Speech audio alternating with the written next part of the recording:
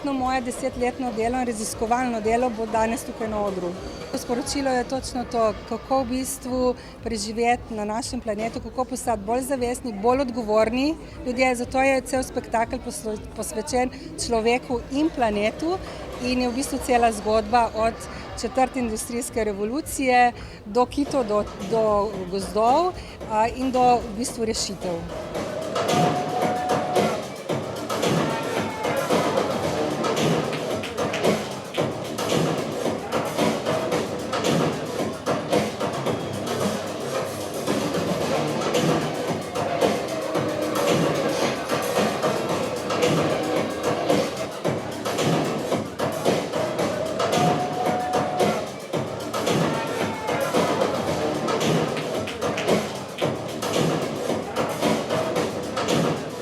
Po študiju modnega oblikovanja nisem hotela iti delati v modno industrijo, ker sem vedela, kaj so posledice. Zato sem šla v teater. In iz teatra se vrnila, ko so prišle rešitve na tržišče, nazaj v modni svet.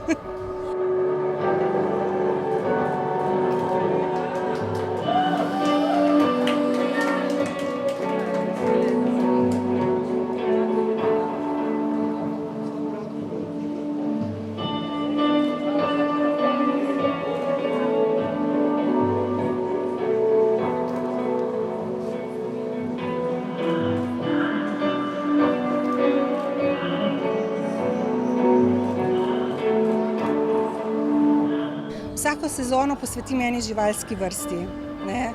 Zakaj? Zato, ker želim dati živalim, ki nimajo glasu, ker ne govorijo naše govorice, mesto in prostor širše in govoriti njihovo zgodbo, ker skozi njih se lahko veliko naučimo o nas samih. Jaz podpiram Matejo, ker mi je všeč njena vizija. Ona res verjame, da mi gradimo prihodnost, mi gradimo spremembe in če vsak nekaj malega stori, ona sicer malo več kot malo, bo lahko prihodnost lepša. In jaz verjamem v to, jaz zaupam človeštvu in mislim, pri njej sem to začutila. Vsaka žival ali v Sloveniji, ali v puščavi, ali v vodi me zanima. Živalskih vrst je ogromno, žal vsaki dan umre številne živalske vrste, to moramo vedeti. Mislim, da bomo tudi prej slej prišla do slovenskih živalskih vrst.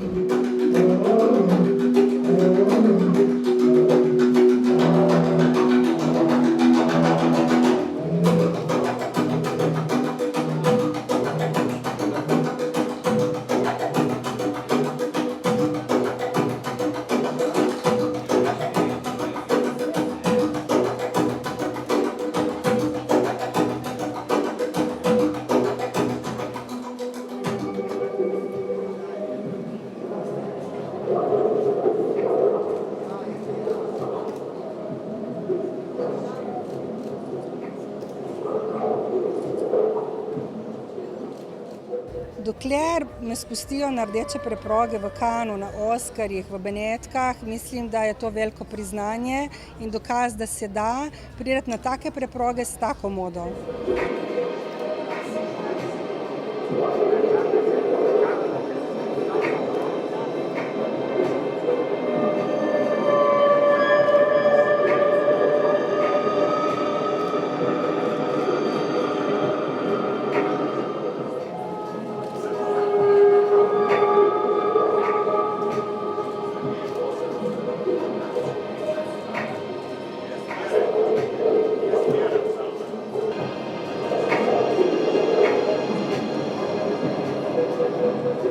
Rekla, da smo skeptični Slovenci, zato ker smo kritični do sebe. Ne verjamemo, da znamo biti tudi dobri in mogoče boljši od marsikoga iz tujine.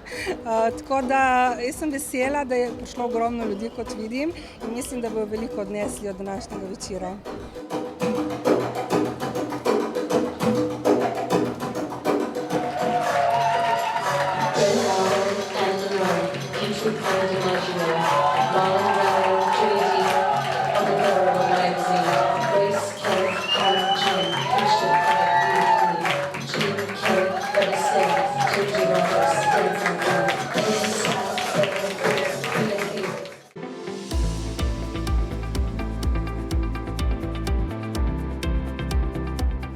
Tokrat poteka že 10. edicija festivala Mesta knjige. Festival je nastal, bi rekli, kar tako nekako nek skromen način.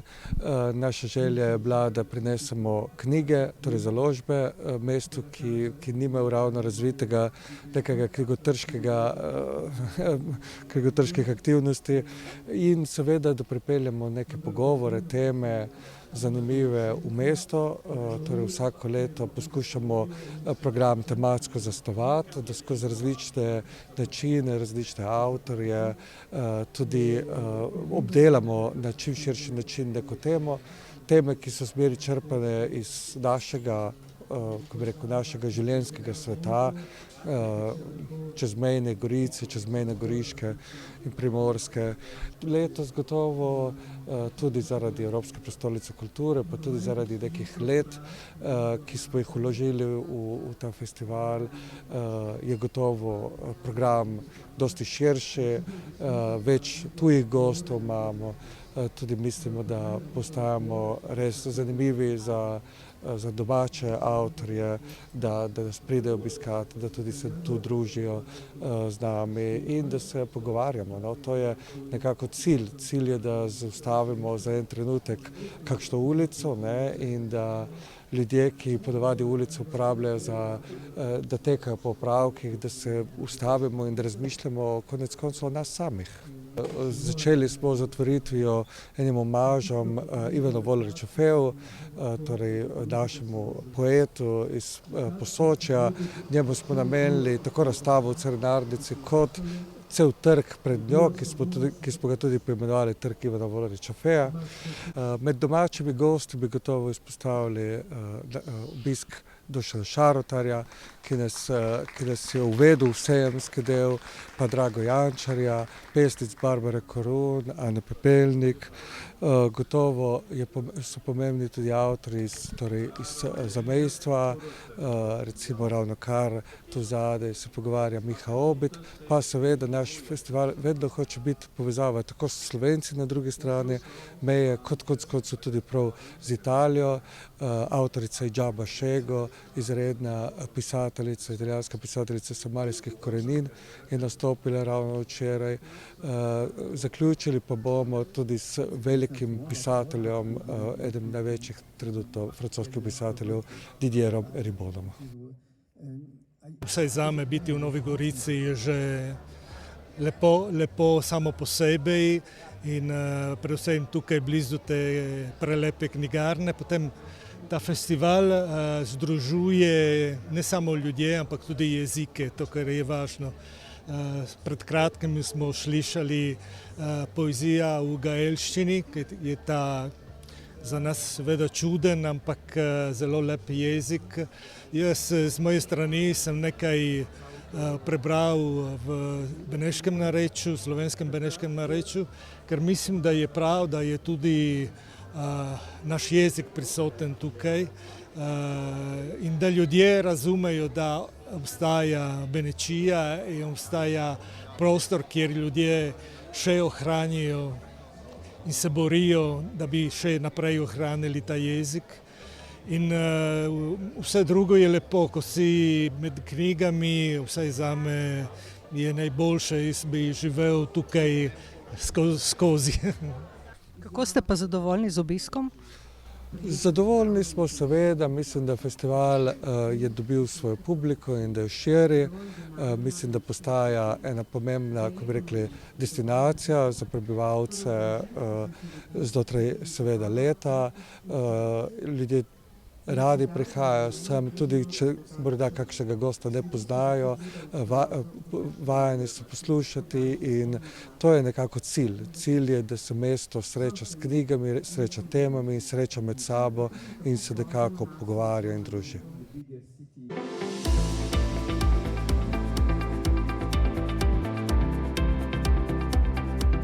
Z Rafutskim parkom se ukvarjam že od leta 2022. Takrat sem v sklopu ene umetniške rezidence obiskala Aleksandrijo in iskala povezave med slovenskim prostorom in Egiptom in naletela na zgodbo Aleksandrink in tudi seveda se spomnila tega parka, ki je močno povezan z obdobjem migracije med Slovenijo in Egiptom. Se ga je zasnoval arhitekt slovenskega redu, ki pa je svojo kariero zgradil predvsem v Egiptu. In v sklopu te moje umetniške raziskave sem se pogovarjala z mnogimi ljudmi, prebirala arhive in raziskovala tudi na samem terenu in razvila eno vrsto umetniških del, umetniške instalacije, razstave. Zdaj pa to svojo raziskavo zaključujem z današnjim dogodkom, ki se imenuje Razpletanje vrta 3 in je posvečen zgodbam dreves. Gre za voden ogled po Rafutskem parku, v katerem nastopa 7 pripovedovalcev in zbor. Pripovedovalce sem zbrala in jih povabila, da si v tem parku izberejo eno drevo in o njih pripovedujejo najrazličnejše zgodbe, od pravljičnih, mitoloških, navezujejo se pa tudi na zgodovino samega parka in na zgodbe, ki smo jih o tem parku slišali.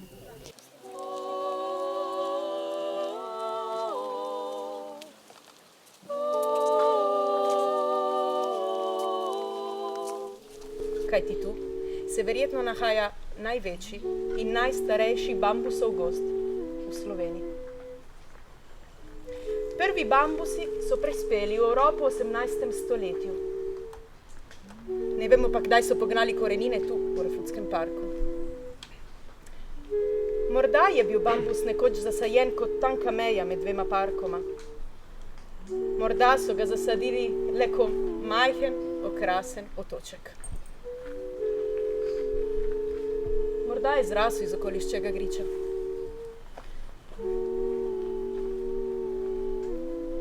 Če pa gledamo razglednice, tukaj, na Laščakovi parceli bambusa ni bilo. Torej bambus je prečkal meje. Te bambusove palice so bile uporabne za razne namene. Lastnica jih je dala zakupnikom, jim dovolila, da so jih posekali, prodajali, uporabljali. Zato se ni nihče posvečal reševanju dragocenih rastlin pred njim. Bambus raste, se širi, ne pozna meja.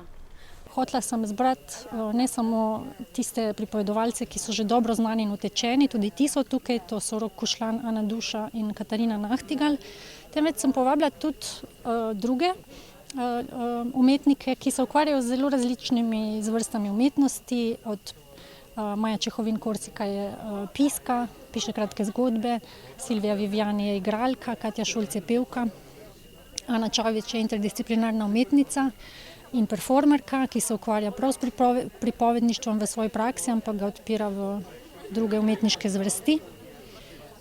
Forma je precej odprta in upam, da bi s časoma lahko vanjo vpletli tudi dejanske zgodbe, dejanske spomine ljudi na ta park.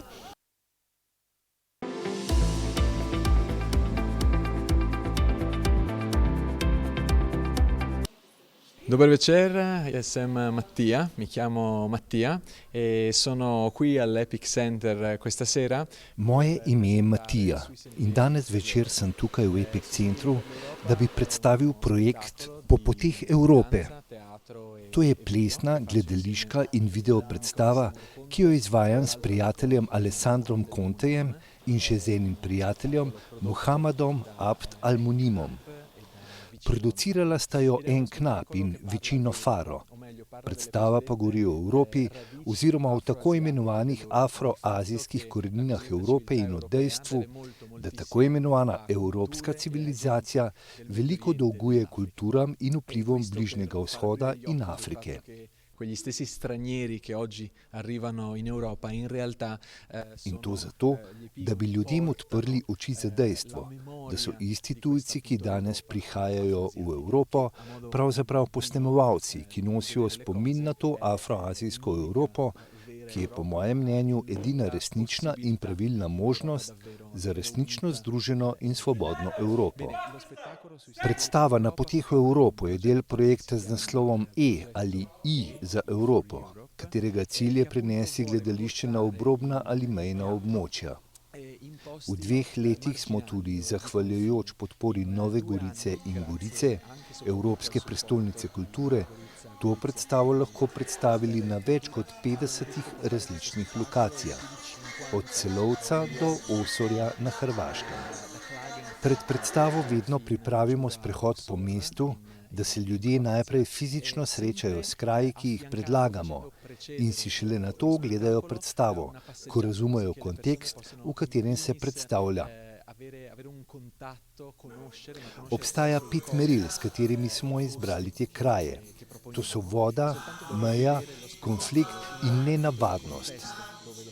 In prav po teh merilih smo izbrali vse te kraje vzdolž te meje oziroma teh čudovitih meja, kjer so prisotni ljudje, ki govorijo nemški jezik, slovanske jezike ali italijanski jezik.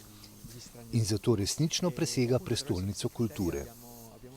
Resnično mislim, da je to območje, kot del celotne Evrope, ki je del soprisotnosti različnih kultur, ne le evropskih ali indoevropskih, ampak tudi afroazijskih. Non solo europee o indoeuropee, ma anche appunto afroasiatiche. Škabrien, Svetagora, Sabatin, Mejnik, Valentinčič, Max.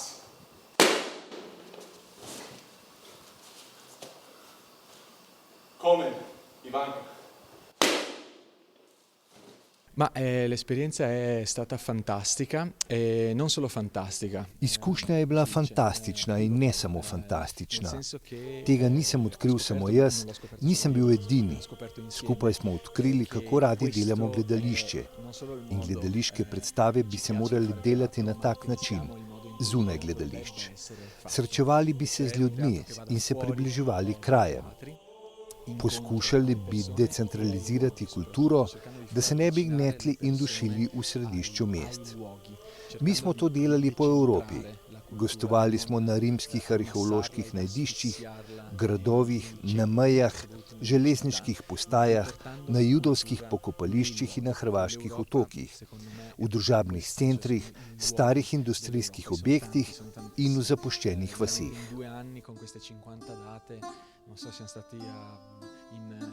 Tukaj je bistvo, da se spoznajo kraji in ljudje. In tu se gledališče uporablja skoraj kot izgovor, da se ti kraji, te regije ponovno spoznajo. Pri organizaciji nam je pomagalo ogromno ljudi in bili smo deležni tudi velikanske podpore Evropske prestolnice kulture in naših producentov. Determinante della capitale europea della cultura e dei nostri produttori.